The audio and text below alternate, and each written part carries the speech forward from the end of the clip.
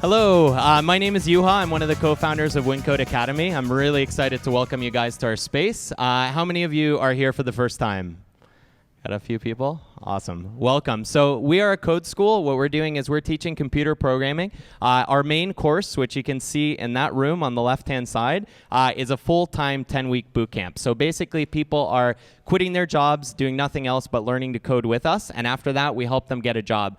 We released an independently verified job placement report for 2014-2015. We have a 97% placement rate after the program. So these guys are, oh, thank you. Thanks, guys.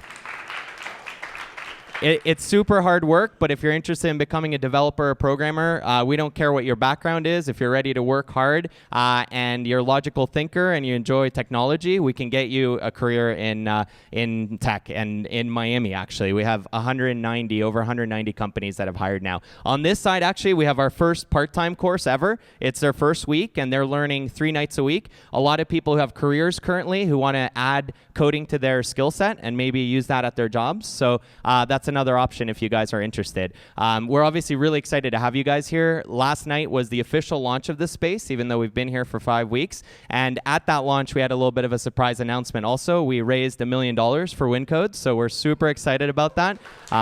Thank you.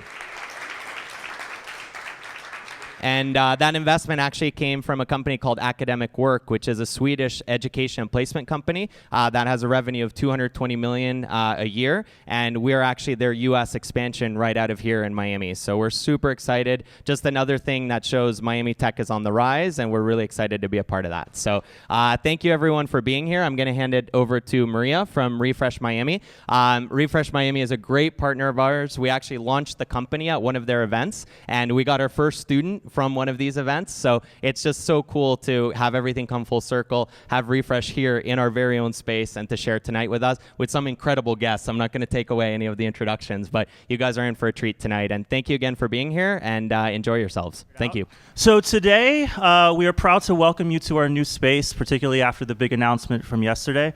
We're also very proud to have these 2 individuals joining us today. I love how they call it an intimate fireside chat that we're going to be having tonight. So to introduce them, first is Alex Nabutovsky. Tried to really hard on that one. The founder and CEO of BelugaCDN. Let's all welcome him.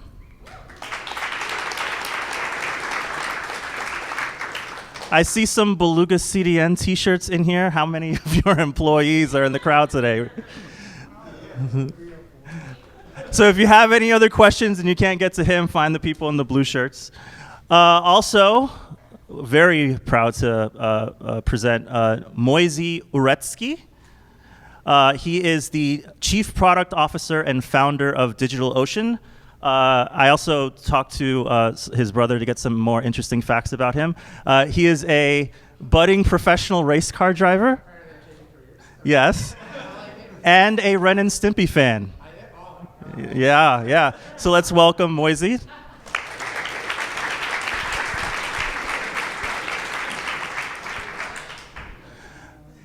So Refresh is a really interesting group. I've been going to their events for many years. I've known Brian for a really long time. And it's always so surprising when we find out how many people are coming to their very first Refresh. It seems like up to 25% to half of you are new every single time. I don't know where all you people come from, but welcome. But one of the problems with having such new faces every single time is I just want to get a little show of hands of what kind of people are out there. So how many of you people out there are students or recent students or graduates? Okay. How many of you are developers, techies? Also recent students and graduates. I see this side of the room. Okay, we have a few there. Entrepreneurs, business folks. Nice to see you, Yuha. Okay. Oh, that's a good mix. Marketing or recruiting type people. More of my staff over there. Okay, so it's a really interesting mix. Not a lot of students, but a lot of techies and entrepreneurs. So because of the big kind of entrepreneurship representation here, entrepreneurship is one of those things that really requires a leap of faith. Like a lot of you that are budding entrepreneurs are probably wondering, should I quit my full-time job and take the leap and do it? these two guys have done it and have been very successful. So I wanted to start this chat by asking you guys to tell the story, and it doesn't have to be about this company, but the first time that you took that leap of faith into entrepreneurship, whether successful or not, what inspired you to do it, and then tell us how it went. Let's start with you, Alex. Okay, thanks for that. Well, the very first time I got a job out of college in a company called CIBC. It was a Canadian bank, was right across the street from World Trade Center. And 1 2 1 2. So the first. Yeah, I see one Toronto people out here.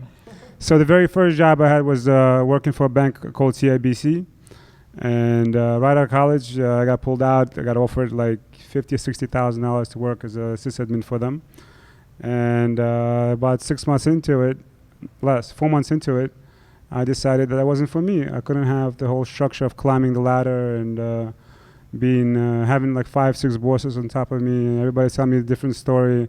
And in the end, all you do is get blamed for things you didn't do.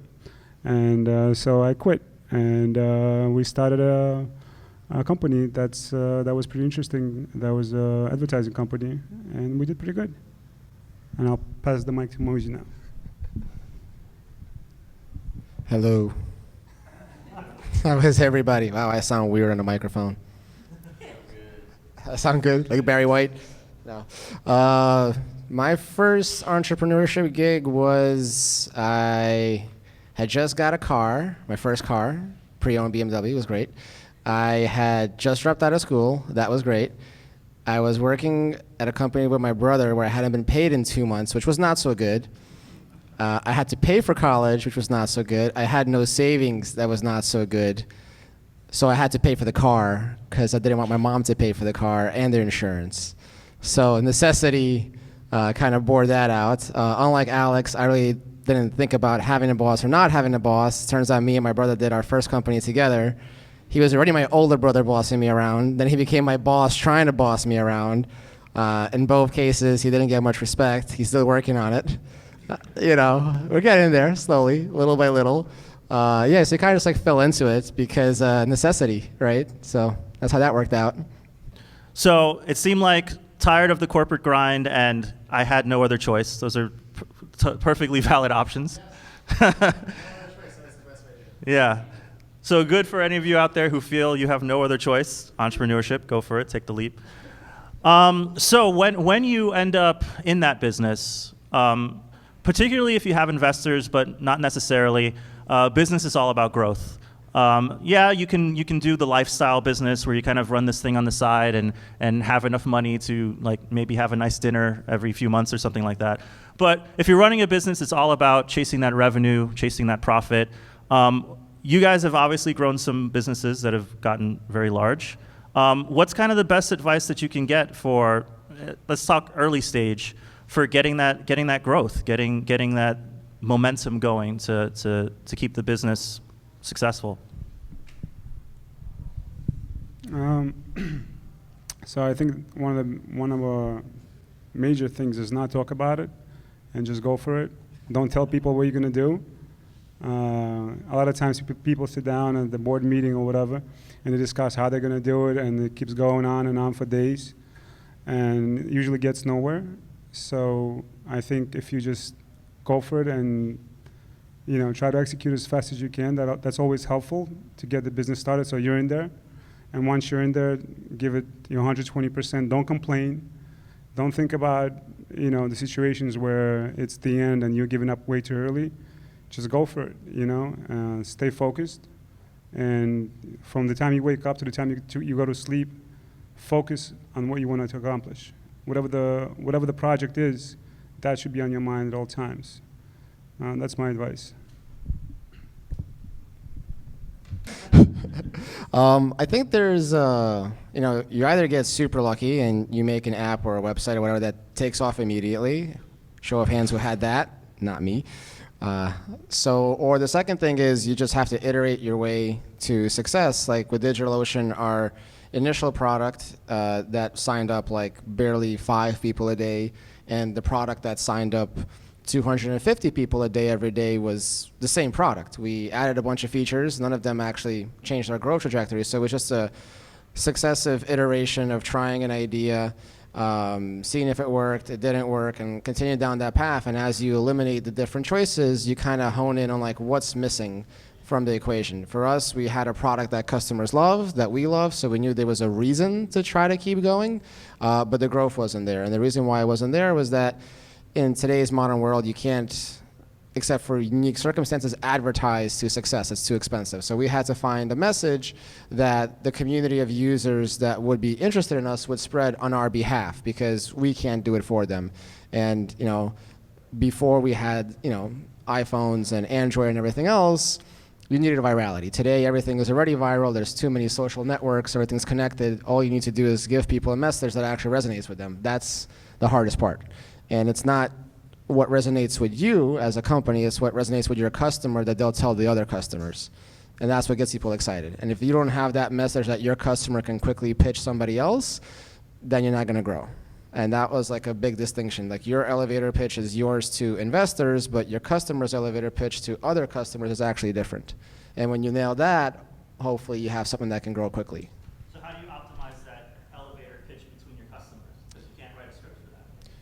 Well, I personally recommend being your own customer. If you're your own customer, you're building, you're like scratching your own itch, you're having this problem, you're trying to solve it, you understand it, and you can model on yourself, and then the only question you have is, am I representative of the larger group? So DigitalOcean was built for me. I was a developer and I wanted things to work a certain way. I had no idea how many other people would enjoy that experience, but I knew that I enjoyed it, and then customers echoed that sentiment. But the message of simple cloud hosting didn't really resonate with people, because if you're in an elevator and you're two developers and you're on your way to win code and you're like, oh, DigitalOcean is really simple, it's great. The other person thinks to themselves, I didn't know my experience was complicated, so simple? Like, I don't know. But if you tell them, hey, you can get this crazy server with SSDs for $5, it's kind of like, there's a place giving out free tacos. Or you're like, well, that's interesting. Okay, right? So your elevator pitch is different than your customers. And when you can figure that out, that's helpful. But you have to have everything else in place. If they didn't love the product initially, then any message they give, they wouldn't bother even giving it, because they're like, these tacos are pretty shitty, so I don't want to even tell my friends that there's free tacos here, right? So it's not just one thing. It's you have to iterate through each part. Like, you have to have a great product, you have to understand your position, you have to understand the different segments of users, so it's kind of like a continuous struggle. So a lot of people think that they're never going to be able to reach any growth unless they get some type of funding that they can use to kind of fund their endeavors, whether it's kind of pay their salaries, which is probably not a good idea, or to sponsor development and infrastructure and stuff like that. You two actually have two very different funding paths for your endeavors. I know that, Alex, you were primarily bootstrapped when you were working on BelugaCDN, and Moisey, it's kind of obvious probably from the fancy car out there, but DigitalOcean has raised 120 million plus in venture funding. Can you guys talk about like why you decided to go those particular routes, and maybe the pros and cons of bootstrapping versus VC, whether you should do one or the other, or switch, when is it a good time to switch from one to the other?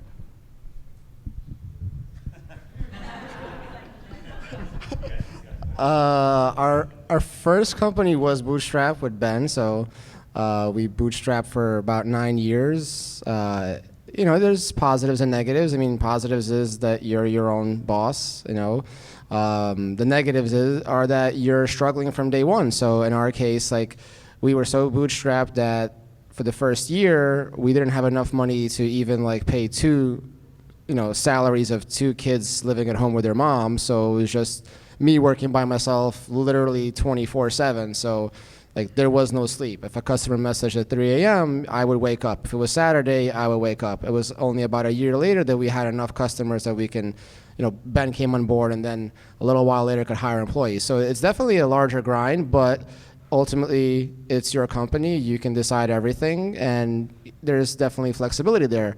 On the venture capital side, I mean, it comes down to growth. If your business is growing so rapidly that you need investment, then you have to find it somewhere, right? So otherwise, you can say to yourself, well, we can grow slower and finance it ourselves, but then we're giving up market share. We're giving up that room for competition. Somebody else can kind of come in there and copy us, and because we're not growing at our customer acquisition rate, we're artificially, kind of stagnating it, then somebody else can actually take over that market share from you, so it doesn't make sense. So you want to maximize your opportunity. And then there's positives and negatives. I mean, you have a board of directors, right? So then you have other people that you're working with, so you're no longer your own boss. However, that's also a positive thing as well. It's not always a negative because, if you are just by yourself, it's very easy to kind of get lost and not have a cohort of people to compare yourself to, or companies, or to have advisors kind of giving you objective opinion because you're very much secluded.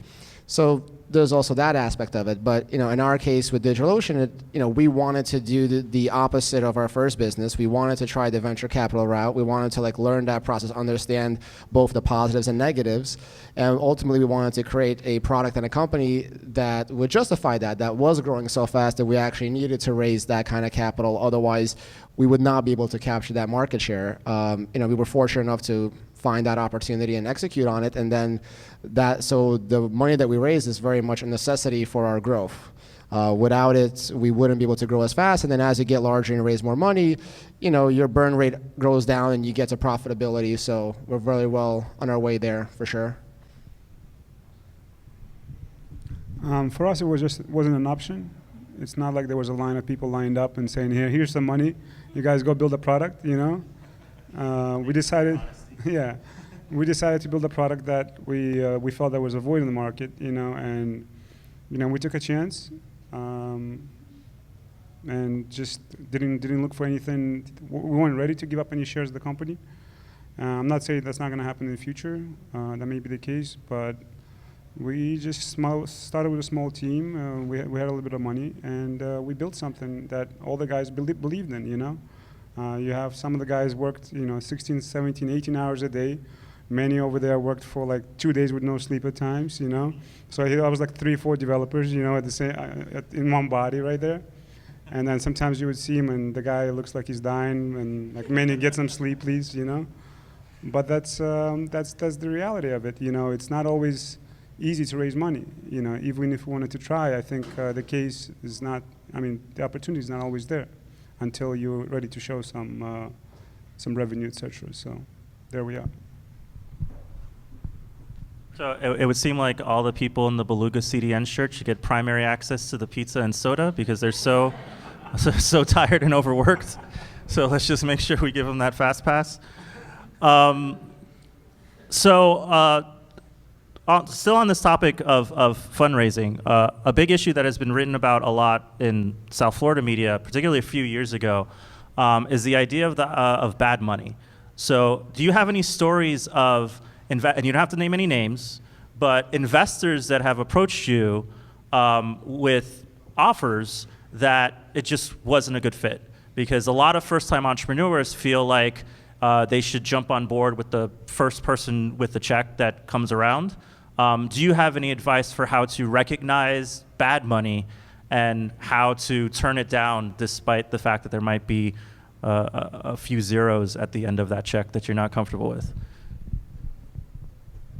We only had one, so I'll be quick. Always one. So yeah, we had a company approach us, a competitor actually, early on, and they wanted to acquire us. It was an all-stock deal. And our attorneys were like, no, that's not going to happen. And we saw some potential there. And we wanted to go for it, and we just couldn't work out the logistics because it was a private company that wanted to acquire us for a stock deal. And at the end, they could just kick us out, push us out, etc. Our attorneys that were actually, one of the attorneys wrote a book on how to make this happen. So it didn't work out. There was no cash in the deal. We passed on. So. Well, I think with investors, you have to realize that you're going to be with these people for a very, very long time. You're going to be kind of tight at the hip. So, you definitely want to pick the right partner. If your gut's telling you something, walk away. You should find partners that you're super, super excited to work with.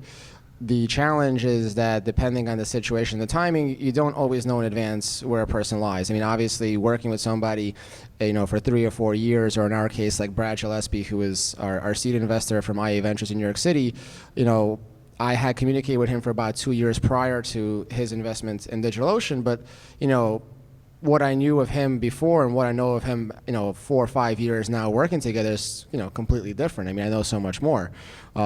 So the challenge is that you don't have perfect information walking into that deal, but when you don't have perfect information, you should at very least be very excited. If you're not excited, if you have hesitation, unless you're forced with no other options, then you should probably walk away.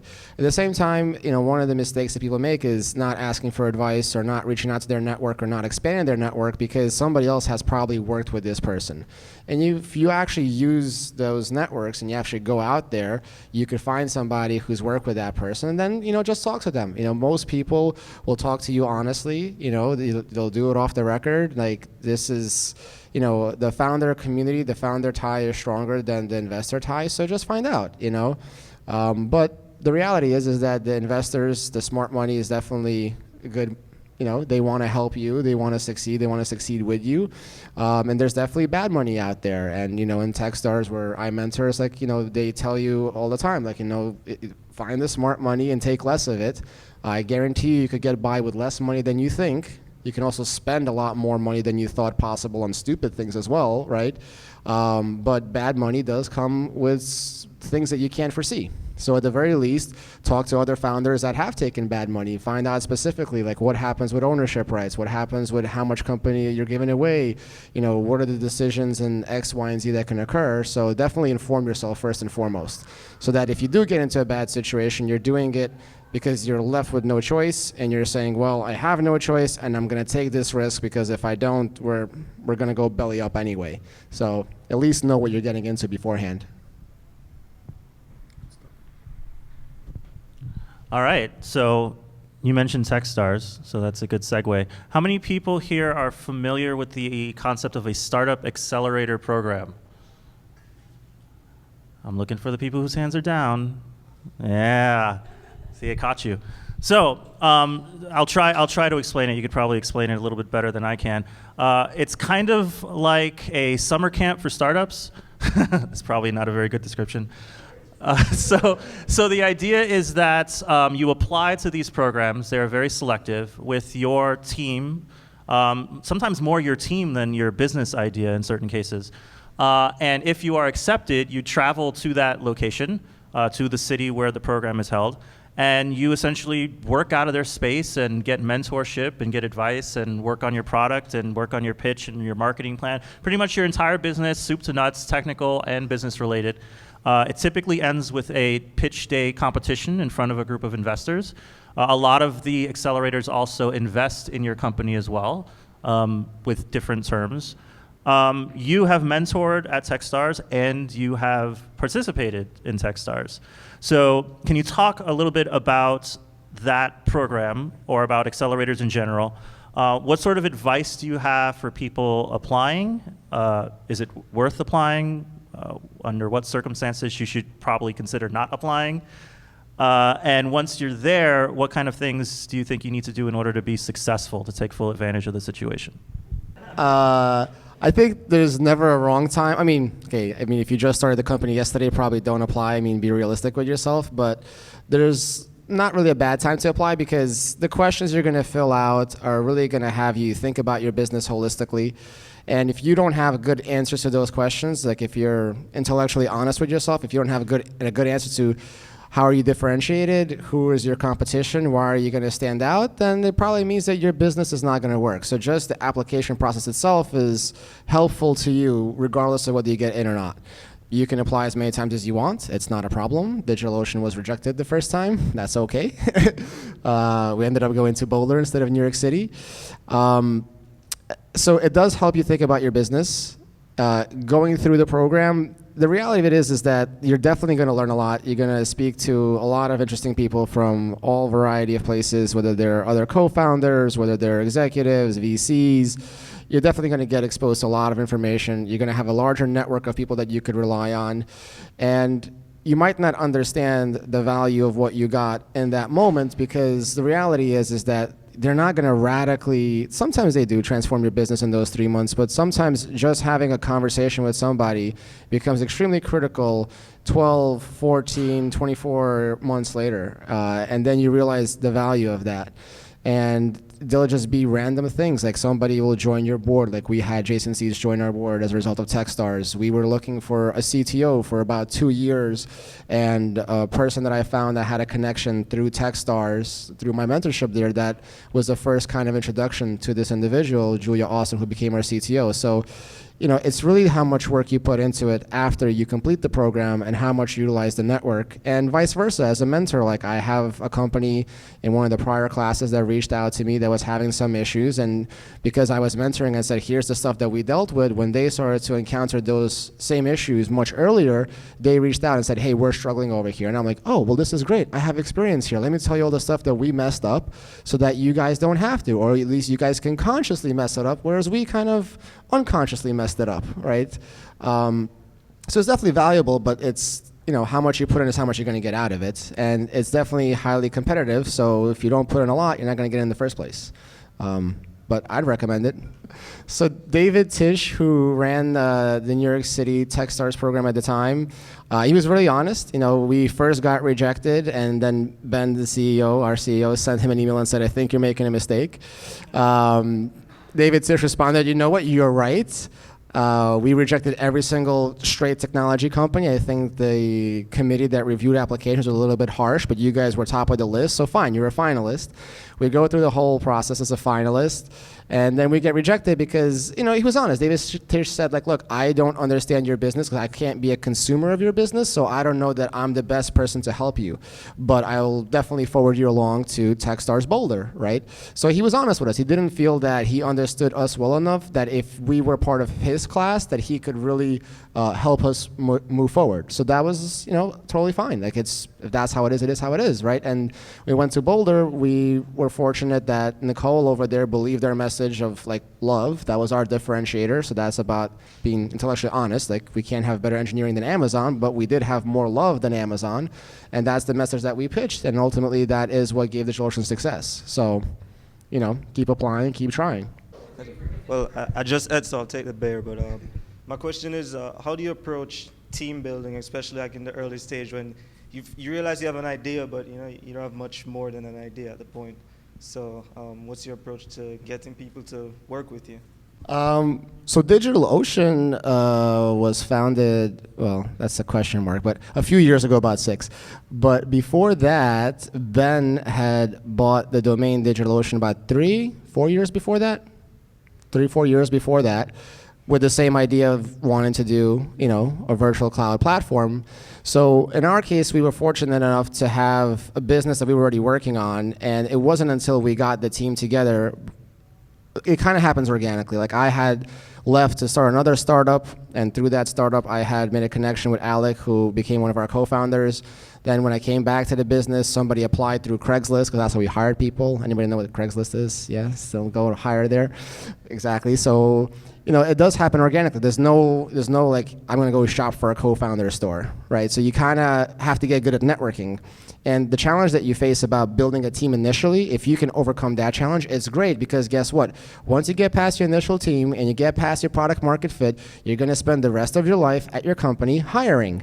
And you're going to have to hire better and better and more senior people, and it never gets easier. So if you can't solve it now to build a co-founding team, you're not going to solve it to build a leadership team or a C-level team or a board of advisors team or a board of directors team. So it basically goes on for the rest of your life. The only thing I can recommend for that is talk to everybody as much as possible, because you never know who knows who and how they can help you out. And if there's a shortcut, tell me, so that, you know, that would be great for us. So let me know, okay? I think also for us was, from our experience, we built 1 or 2 companies before, and the earliest team members are usually people who really believe in your product, and usually who could not go for a high salary and live at home, etc., and believe in the product that you're building so much that the money part is not important to them to start. And for them, to have these initial people believe in what you do, what they do, and what you're doing, is the most important thing. You know, and that vision, that together you could get somewhere. A lot of people build a team in the beginning based on what they could afford, right? Which is not usually the best scenario too. Because if you can't afford the best programmers, like how do we compete with somebody like that if we're in your company, with somebody that has $100+ million to spend on developers? Of course, we're not going to get the highest level of developers in our team, because from Google to DigitalOcean to whoever's in New York is going to get the top tier. But that doesn't necessarily mean these people are not passionate enough. You know, there are always people who have passion, who will take it to the end with you, no matter what it is. They're not after the money to get go from the start, right?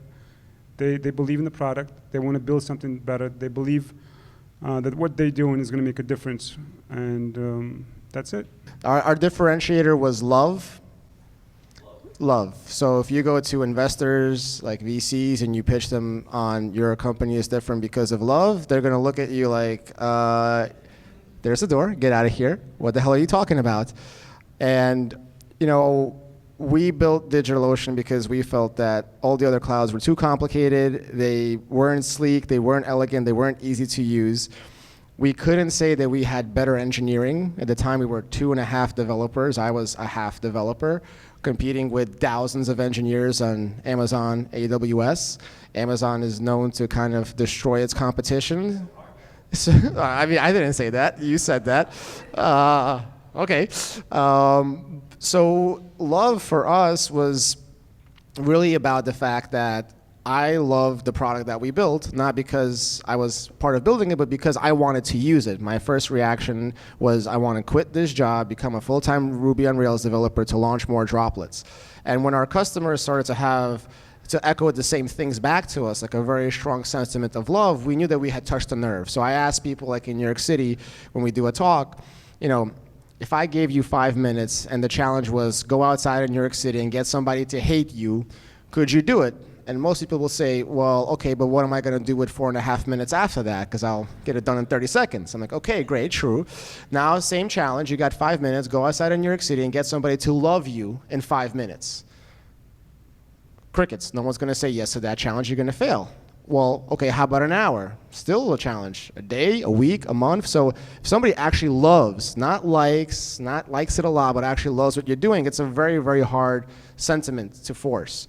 So if it's there, it's real, and you can bank on that, because if somebody else loves it, they will tell other people, because whatever you love, you can't shut up about it, whether it's a spouse or a friend or food or a product. So that was really our pitch. Like, I love it, they love it, and if you go on, Google at the time and you typed in AWS and love, you would get nothing, or Rackspace, which at the time was in the cloud, you get nothing. If you type in DigitalOcean and love, you would get a lot.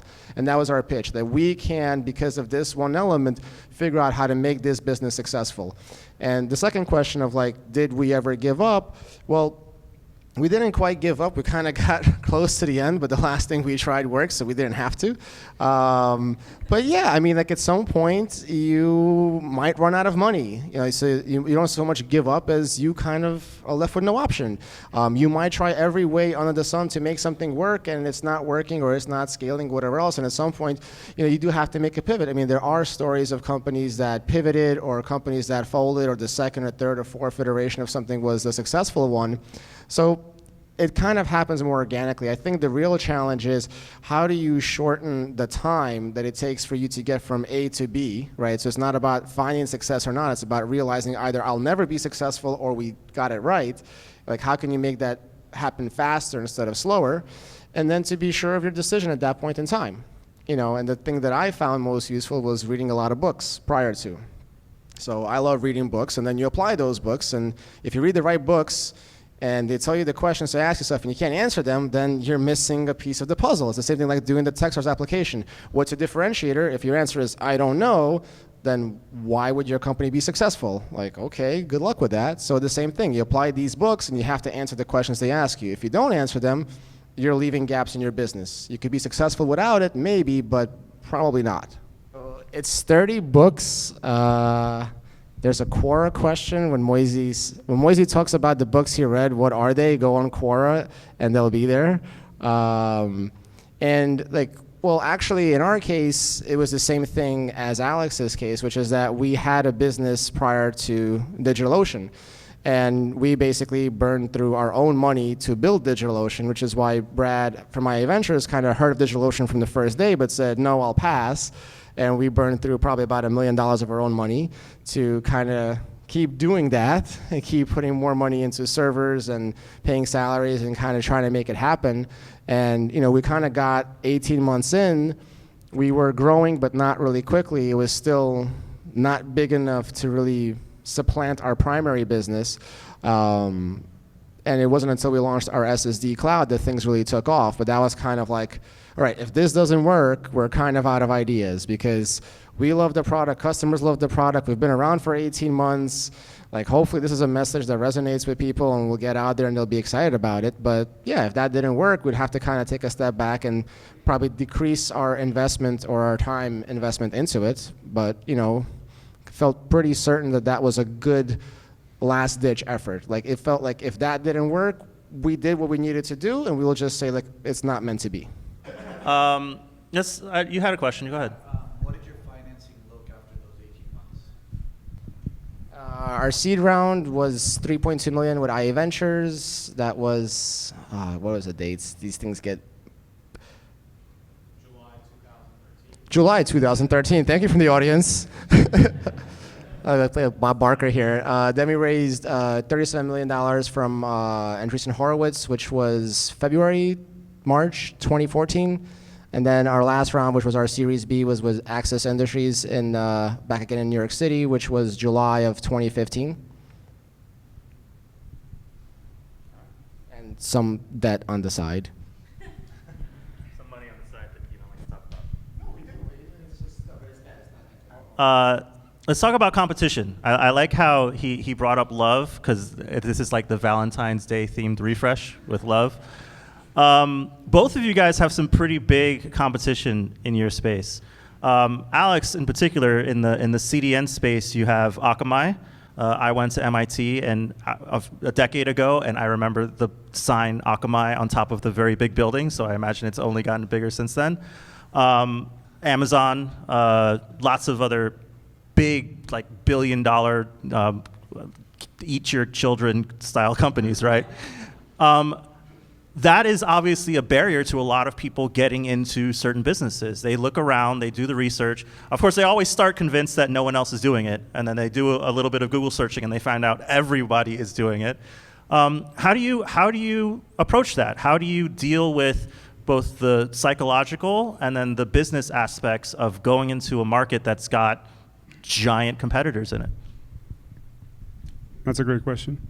So for us, as Moises said, we were running already a hosting company, and we were using various CDNs at the time. And there came a point where we hit something called Heartbleed. I don't know if you guys remember, which was a bug. And SSL bug? Right, exactly.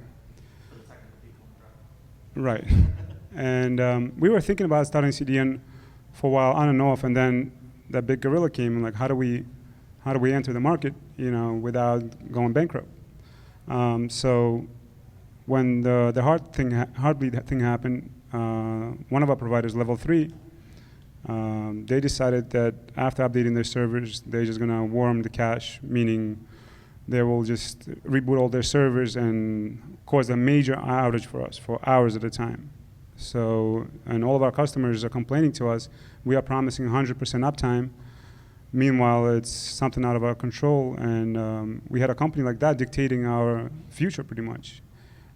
So we decided to build a product for ourselves and for our customers that to solve that problem, that we'll be able to control our own faith, number one, and build something inside for our customers to use, number two, and three, the potential thing of attracting other customers from other CDNs they're currently using. So one of the things that we found was in the CDN industry, you mentioned Akamai, you mentioned, who else did you mention there? Amazon. So, right. So if you'd like to go to Akamai, for example, who lost a big market share today, by the way, on the news, you would have to go get into conference calls, sit down, go into lengthy contracts. It'd be very expensive, not affordable, and as a small company, small business, it would be almost impossible for you to do anything. And say you have a business today that you're launching a campaign of some sort that's you think might go viral or not, and you need to set up CDN today. So you can't go through that process with Akamai because it's going to take you forever, and they're not going to take you seriously. Those guys, looking for Fortune 100 companies. And two, if you go somebody like Amazon, unless you have a really, really savvy tech team who understands how things operate and how things work, you're probably not going to figure out how to use it. So that's the case with DigitalOcean, where they were able to provide something to solve that issue, to one-click setup pretty much. And that was our approach for number 3, was like, let's set something up that anybody could go in, click on a button, set up an instance, and start using CDN right then and there without having contracts, without having commitments, without having to talk to anybody. And so to answer your question, number 1 was we built it for our own customers first, kind of from inside out. And from there, we started to have ability to sell to other clients, other customers that are outside of our sphere. Do you ever find yourself waking up in a cold sweat, like wondering, oh my God, did Akamai just do something, or did Amazon just do something? Or are you just kind of cool and confident that your solution is? All the time, no. You just always knew that you were going to? No, that's not always the case. I mean, in the beginning, we struggled pretty bad because we kind of were confused which way we're gonna go, which technology we're gonna use. So at the time, Apple was building their own CDN, Netflix was building their own CDN, and inside our own company, we weren't sure. Do we go with, with one kind of CDN platform or with the other? Do we go with open source? Do we write our own? Do we have, all those questions crossed our minds, and no, we after a while, we kind of decided that we're going to go one way, and we're going to write it from scratch with some open source stuff in it. And I don't think we ever had well, me personally, I don't wake up at night in cold sweats because I know we're in it. We're in it together as a team, and we believe in our product. And funny thing you mentioned Akamai, because when we rolled out our IPv6, we were the first ones to roll out really in the CDN space, fully double stack IPv6 network, Akamai hit us up on Twitter openly and saying, hey, are you guys double stack? You guys are bullshitting, you couldn't be this and this and this. And we're like, yeah, we are. Here are the examples, so and so. And they quietly went away, and that was kind of cool, like, fuck you guys, Someone from Akamai actually sent you an email saying, No, this was openly on Twitter. You could read it. It's there. Twitter, Yeah. They called you out. Yeah. That was scary. No, that was cool. You were cool. We were jumping around and we're like, yeah, baby. And awesome. We got the love answer. Yeah. You want to talk about? Yeah, I mean, I think that it's definitely a fear that a lot of co-founders have is you're worried about the competition. You definitely think about it as you get further along. You don't think about it as much. I think a couple of lessons are, number 1, if the company is so big like Amazon or Google or Facebook, they're going to do what they're going to do regardless of you, and it will affect you how it affects you, and you have to move on. It's kind of like, consider like a natural disaster. Just forget about it. The companies that I'd be more worried about is the smaller startups, the ones that are starting at the same time as you are, the ones that are coming out after you. Those are the companies that I really worry about the most, because they're the ones that could outrun us, while somebody who's bigger is going to just try to adjust, maybe squash us, but I'm more worried about who's going to outrun us. And if you look at Facebook, they got a lot of slack years ago for acquiring Instagram, but that was super strategic and smart. They bought it for $1 billion. The standalone value today could be argued as 25 to 50 billion, right? If Snapchat is going to IPO for 25 billion and Instagram has 600 million users to Snapchat's 300 million, those are the exact companies you should be worried about. So when Mark Zuckerberg is worried about Snap and offers 3 billion for them, and people think, what is this guy doing for this stupid social network? No, he's being smart. He's worried about the smaller companies outrunning his company.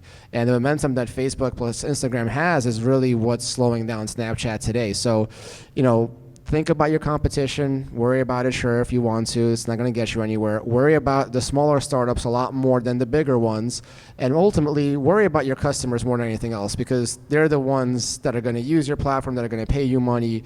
And if you don't worry about them, they're going to leave, right? And that's easier to do when you're building a product for yourself, right? And then you have to say, okay, how many other people like me are there out there? I love the courage in both of those answers.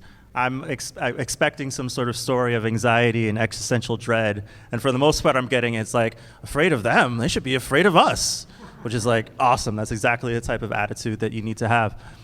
I want to talk a little bit about tech scenes. You were in Boulder. You're also based in New York. You're headquartered here in Miami. A lot of people talk about the idea of where you're located, whether or not it matters. There's all sorts of different angles that you can approach this type of question. And I think a good way to summarize all the angles is go talk to an entrepreneur from that city that has failed and ask them why they failed. Typically, those are all reasons why they hate that city. So if they failed because they ran out of money, it's because Miami doesn't have enough investors. If they failed because they ran out of talent, it's because there's just no good talent in these areas. Is there something that excites you about Miami or maybe New York or maybe Boulder? And what is it about it that excites you? What are the pieces, the magic pieces of the formula that makes a scene really productive to cultivating good, strong businesses? And if you plan on, because apparently you've got some connections to Miami, do you plan on setting up something here? That would also be really exciting. But we'll start with you, Alex, since you're already here. Sure. So, what was the question again? No. Miami. Make everyone feel good about Miami. You guys are already in Miami. You should feel good. Look at the weather. New York has a snowstorm outside. It's 2 feet. Flights are canceled. Yeah, that's why you guys are Yeah, here. there you go. What do you think they're doing over here? Our first company, we started in New York, obviously. And so there's a major difference between Miami and New York. One being the amount of people that are obviously in two cities, the most obvious thing. And the second is that the hustle. The hustle in Miami is very different than the hustle in New York. You get very different kind of people coming in for interviews in New York versus Miami, and we had some positive and negative experiences in Miami where the people that would come in to interview for a job or to look for an opportunity looking for the wrong reasons. That was 2 years ago. I think now, with WinCode, with Refresh, etc., you have a lot more people coming in here, being trained to act more professional, to understand. Because a lot of people come here and they end up staying here for the wrong reasons, right? And then with time, it's changing. Like the tides are changing now. And being here earlier today and watching the class, it's incredible that you could see what's going on in Miami. The Miami scene is changing. It's becoming something bigger than a lot of these other coastal cities, perhaps at the time that they were created, right? So if you look at the tech scenes today, LA, Boulder, New York City, etc., yeah, they're huge, they're established cities, but we have the weather. They don't have the weather. We have the weather. Our weather is better, and we could work outside. We could work inside. We could enjoy the ocean in the morning. We could work for sunrise.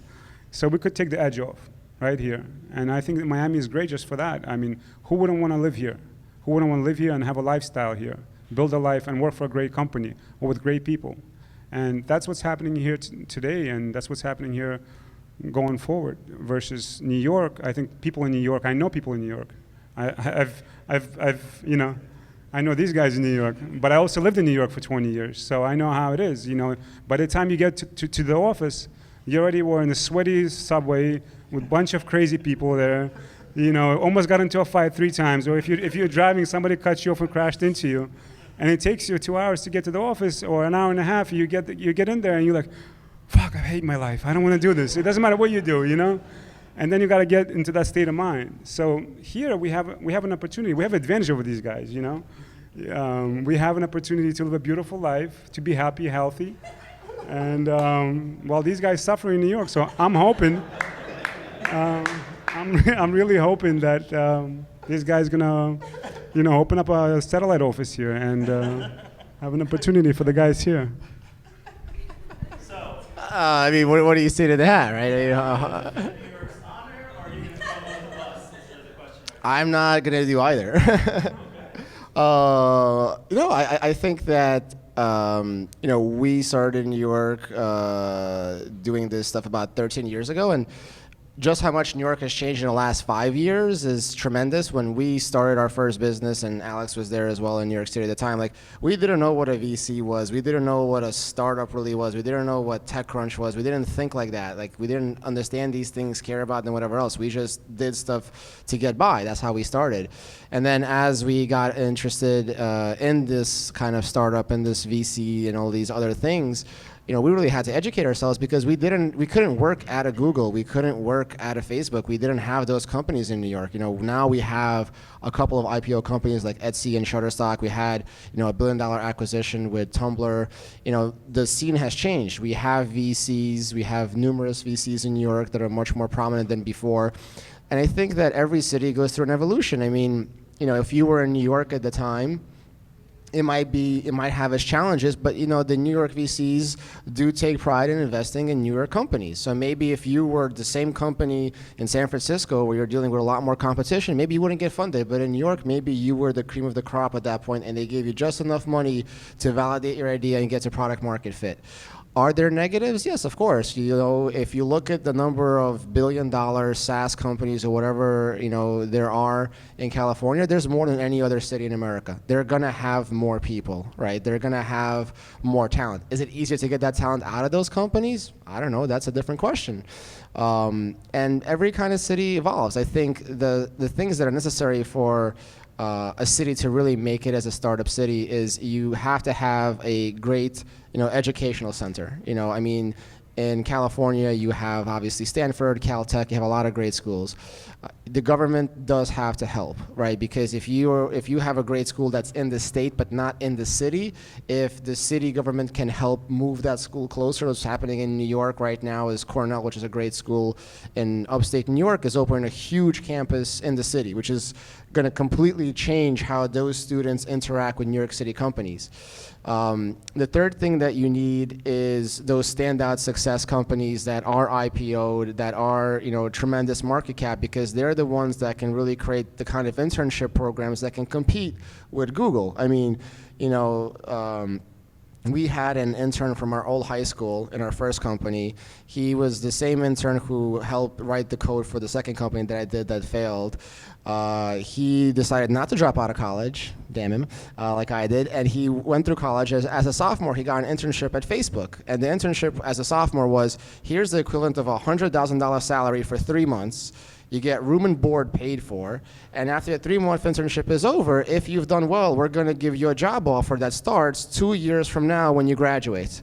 So if DigitalOcean shows up, at Cornell on graduation day for the class of whatever year, all the best talent is already left because they got a job offer 2 years ago from Facebook or Google or Amazon. So if you don't have that major tech company in your city, it's not drawing in the best talent. And once that talent is drawn to your city, guess what? Those kids will work a few years, they might start their own companies, and now they'll start them in the city that they love, right? So if you work in New York, you love New York. If you work in Miami, you love Miami. If you work in San Francisco, you love San Francisco.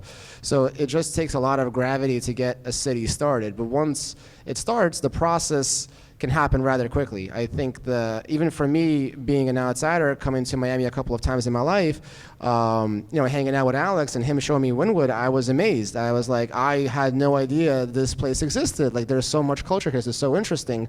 So a city can change really rapidly, and it takes the people in the city to do it. And so I'm definitely excited for Miami to get on the map because I want New York City to be on the map. I want, I tell people that the emerging economies in the world are not just the ones you think of like India and Brazil. When you think about emerging tech economies, it's basically every single city that's not Silicon Valley. New York City is an emerging tech economy. Paris is an emerging tech economy. London, every single city, because we're all trying to catch up to that number one, but that means a lot of great opportunity. And when you have constraints, you think differently. So maybe you figure out how to service this city better than other cities because you're thinking in a different way, right? So I think there's always room for more. Why not? Well, Boulder has some of those, it has a lot of those things, right? I mean, they have some great schools. I don't want to misquote, but it's the University of Colorado Boulder, I think, but CU, right? So they have some great schools there, like that are right in the city. They have some great tech companies like SunGrid that really kind of put them on the map. They have TechStars, which put them on the map. So they have those things kind of going for them.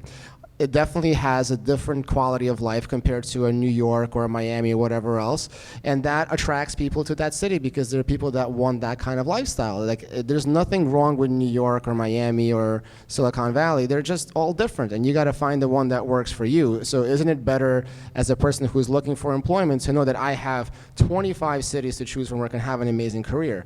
But he basically said the same thing. Like, it's a grassroots effort. It starts from the bottom up, and you have to kind of all support each other. And like, when one company wins, you all win together, so but it does take time, right? But then the negatives also happen. Then, the rents go up and it's harder to find a place to stay. And, but I thought Boulder was wonderful. I mean, it was a great place to get away for 3 months, and it was a great place to not have your friends and family distract you. So when you're in TechStars, you're basically waking up in the morning, doing breakfast and, working out, whatever. And then you go to the office, you stay there till 11 p.m., you go back home, you go to sleep, and you do that 7 days a week, because you had no distractions.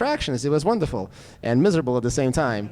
And everybody's very, very healthy in Boulder because that's the Boulder lifestyle, okay? But that's great because it gives people more choices. All right, guys. We're getting close to running out of time, so if you have those burning questions on the tip, right in the front row. This makes it real easy. Hey guys, thanks for coming out here tonight. I have a question. So early on, when you're just a handful of people, and I imagine you have to put as much of your energy as possible into making the best product for your customers, like figuring out what your customers want and giving it to them. Is there a point as you grew, like when you accepted funding and you had to make lots of hires, that as leaders in your company, you found yourself shifting from focusing as much of your energy on your product as you could to defining like your mission and values and building a culture? I read I saw a video link from Hacker News today. It was a video with one of the founders of GitLab, and he was talking about how he has his handbook and creates his culture at GitLab, and his handbook reads like source code for a programmer. It's cool stuff. But it has me thinking, as you grow, what kind of when do you realize, if you do, that hey, we have to focus on mission and values, and how do you get your company to buy in? I mean, there's 2 ways. I mean, it's more than 2 ways, but let's generalize it 2 ways. There's the way that you've experienced it before, so you're aware of it before it's a problem and you think about it.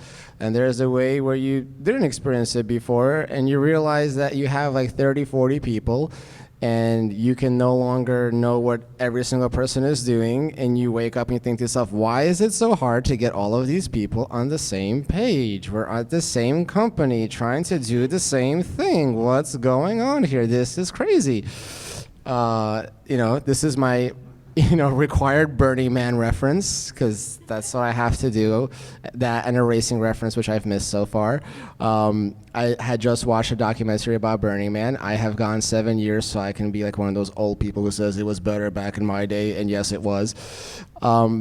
And what stuck out for me was that 50,000 people show up in a desert. 25,000 of them are probably there for the first time, and everybody gets it. Like, I got it, and I had no idea what I was getting into my first year because there was no YouTube, so I had no idea what I was doing. I thought I went to like an Afghan refugee camp when I first showed up. It was horrible.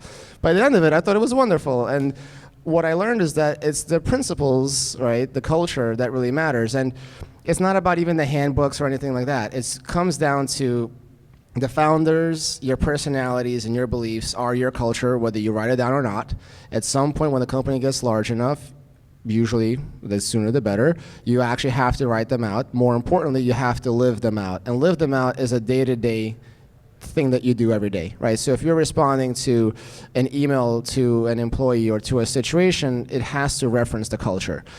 Sometimes you do it the right way, sometimes you do it the wrong way, and you kind of learn. Like when we were first starting out and building a customer support team, it would happen that, Moisey would send you an email at 3 o'clock in the morning yelling at you in capital letters, "This response did not show love to the customer." And then people knew that love and Moisey kind of went together, and it was important. And it was the Russian version of love, where you yell to show it instead of a more Americanized version, right? And yeah, I mean, you can definitely get into problems, and you know that it's working when the employees are echoing those values back to you, and employees are challenging leadership's decision based on values.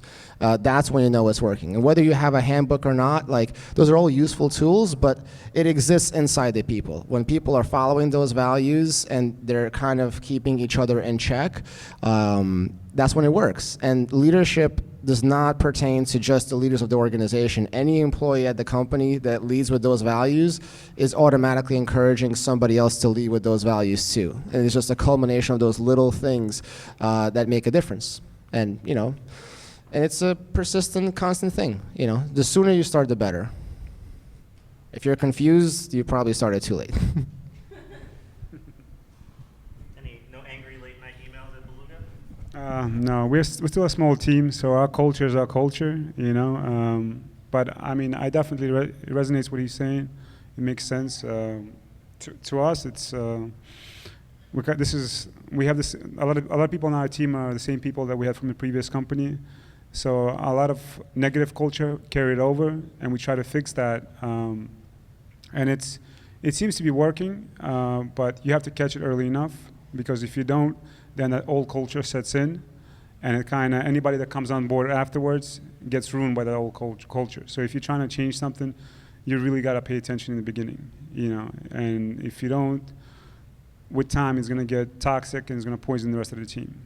So the right culture and telling people what they should be doing, or how they should be behaving in the office or whatnot, is a very important thing from the beginning. All right, so I didn't want to end on a bad note, but I have a feeling this question, if someone has a really happy question that's better than my next one, you're welcome to bring. Oh, okay.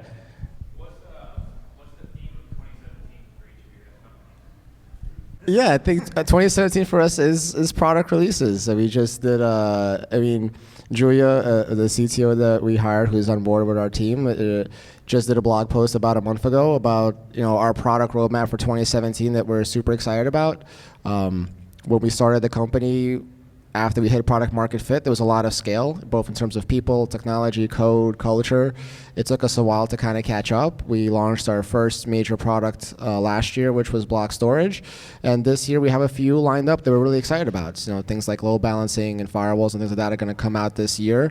And that is extremely exciting for us and extremely exciting for hopefully our customers and certainly for our employees as well, because they finally see us begin to push that momentum forward and really push our cloud forward. So that's really the theme for this year, is to give you more features to build bigger and larger companies on DigitalOcean. For us, it's the same. We would like to reach more locations. We'd like to tackle the South American region, specifically Brazil. We'd like to end up with more nodes in Asia, and we're shipping new products. We're gonna try to do focus our product on live streams, to deliver live streams, because we believe live streams is the future. If you look at anywhere from Instagram to Facebook, everybody's doing live streams, and a lot of companies who want to have the same technology. 6 months from now, we'll be talking about the same thing. Like how do we get with a partner that's able to deliver the live stream for us seamlessly? And so that'll be the focus for us in 2017. And then, of course, fixing the current issues or features, as you would call, that we currently have, and expand our team. All right. I want to talk about failure. Yeah. Because every successful entrepreneur has, everyone wants to tell the story of the overnight success. I think you had said it earlier today, an overnight success, 10 years in the making, 10 failures in the making. One of the things that typically turns off a lot of entrepreneurs when they're first trying to get into it is that they are convinced of this myth that it's just going to be an overnight success and everything's going to work out. I suspect that you guys have had to overcome many more failures than successes. Thankfully, the successes have outweighed the failures. It could be entire businesses. It could have been just a product or feature. Can you talk about the experience of having that failure and how you were able to just walk past it, get by it, and keep on going? Well, I mean, any product is a failure in the beginning until you make it success, right? So you default failure status. And from that state, you move on to making a success. And a lot of times, we've been in situations where we wanted to achieve something and we came short because of whether it's lack of funds or lack of interest from customers or lack of development team or size of the team. It's hard to overcome. And when you do overcome some of those things, it hits close to home, and everybody's. When you ship the final product that's working, the rest of the team are very excited to see it happen. But before you get there, you have 5, 10, 20 ideas that you thought would be gold, and you have guys working on it, and you never ship it, and that's detrimental to the whole team. The whole team thinks every time they start working on something new, they have a feeling like, hey, this will never take off. So each time you fail, less and less effort goes into it from the team a lot of times, even though from your perspective, it should be twice as much effort should be going into it. So it's a tough one, and it's always you end up losing and gaining a lot of things in the process, and you always hope to gain more than you lose. And a lot of time, what you lose is interest of your team in developing new features, and yeah.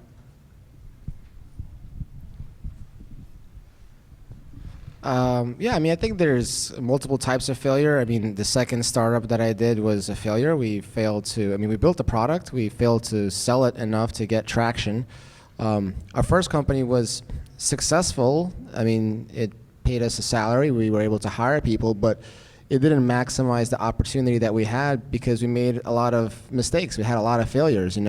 We failed to differentiate ourselves in the market. We failed to have a position. We failed to understand marketing.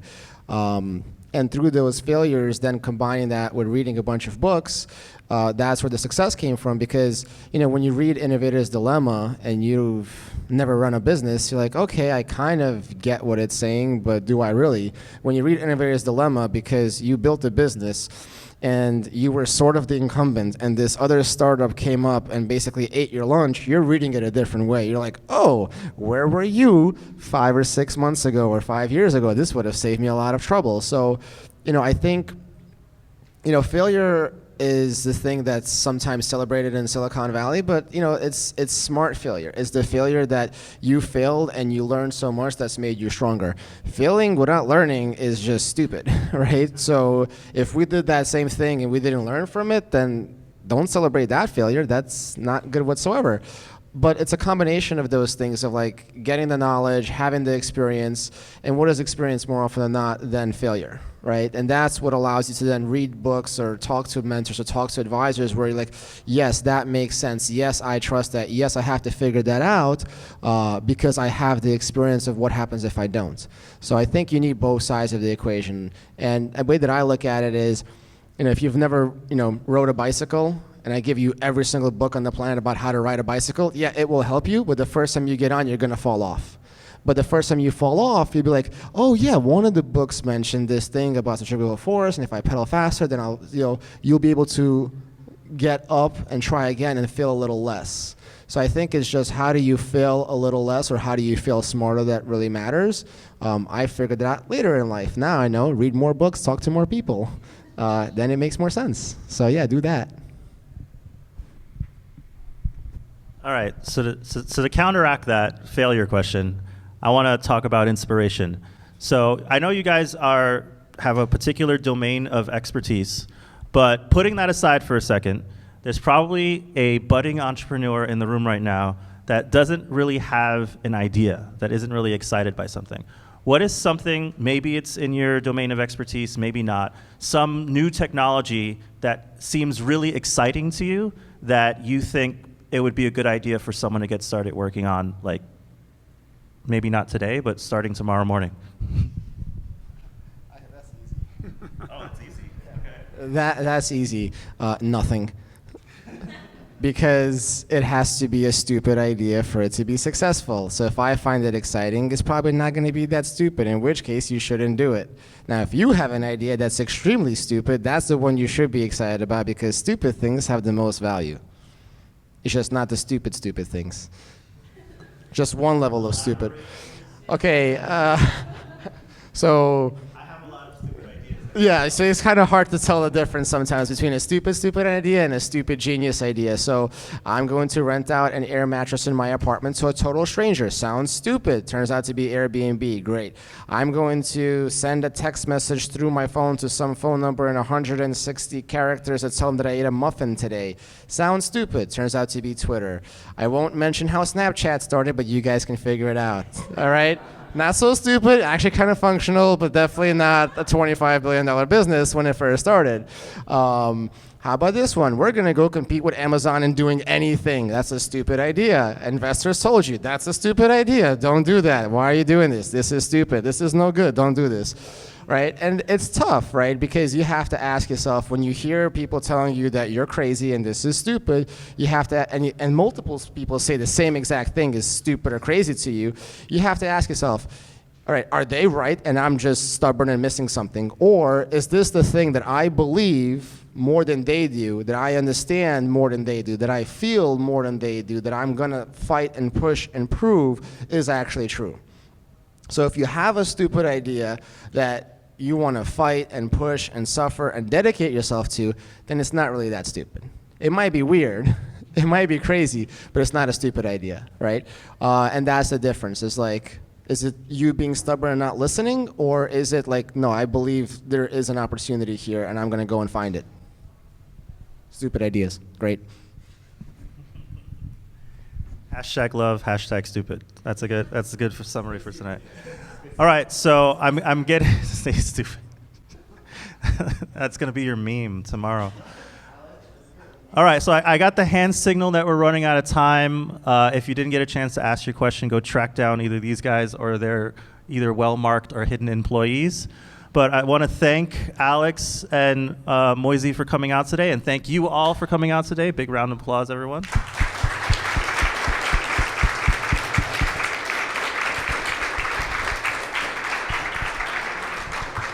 So stick around, network. If we've got any food or drink left, eat it. Don't leave any for the students. They are vultures. They will take it all. And have a wonderful night. Thank you all for coming to Refresh.